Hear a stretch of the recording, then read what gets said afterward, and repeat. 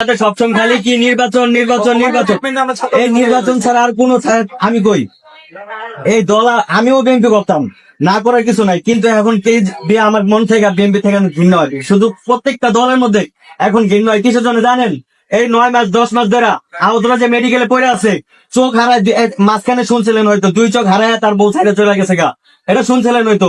ট্রিটমেন্টের অভাবে তাদের পুনর্বাসনের কোনো খবর নাই, সপ্তাহখানিক দেখতে আসে নাই, কেউ বলা যায় আশ্বাস দেওয়া যায়। কিন্তু এখন যারা পলিটিক্স নিয়ে এখন পুরো ব্যস্ত হয়ে গেছে গা, কিভাবে পলিটিক্স করবে আর কিভাবে নির্বাচন করবে। আহত যদি মরেও যায় তাও মনে কোনো দলে মনে হয় না যে দেখতে যাবো কোনোদিনও। আজকে যে আসলেন যদি মরে যাইতো তখন কি আসছেন? তখন ঠিকই আসছেন,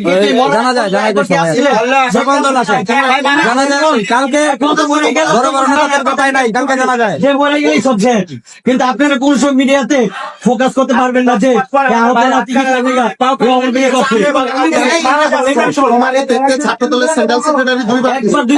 ওনাকে দেখতে আসবে কেন?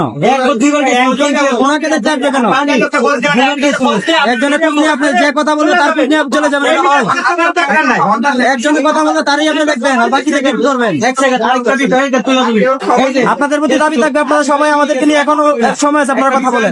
নাসির ভাই গেছিল, ভাই যা বলছিল কি জানেন, যে বলছিল তোমার যা দায়িত্ব আছে, তোমাদের যা বরণ পোশাক আছে সব আমরা আজকে থেকে তার প্রমাণ থেকে তোমাদের সব বরণ পোশাক আমরা নিছি, এরপর থেকে তাদের আর কোনো যোগাযোগ নাই। এটার উত্তর দেন এখন। এই কথা বলে এটা বলছে মিডিয়াতে ছড়াই গেছে, আপনারা যতই কম মিডিয়াতে ছড়াই গেছে।